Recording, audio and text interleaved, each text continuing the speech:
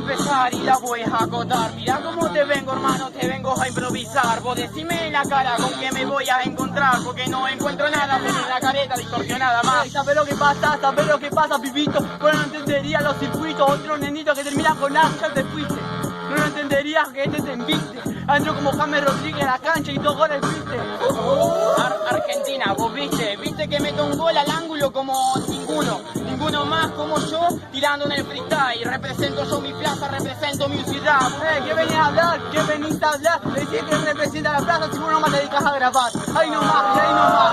Ahí te da un corte, va. Ahí no te va a decir que te destroza ahí nomás. Otro más, me dedico a grabar, también a rapear, ahí tenés, tómatela, deja de insultar y de decir chamento, grabo, rapeo, hago más que vos en el intento.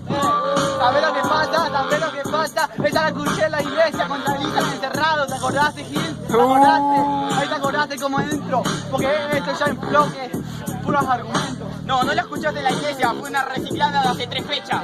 Algo distinto, no era el encerrado de tu mente quien te enseñó en el evento. Así que venís y dame rimas con argumentos. ¿Sabés lo que pasa? ¿Sabés lo que pasa? Que se cambia el corte o cambia la base, pero igual puedo seguirla fluyendo. Y si hubiera encerrado de mi mente, lo estoy viendo que encierra a la fiesta, que esto es un cuento. No, no, no, no te olvides, amigos.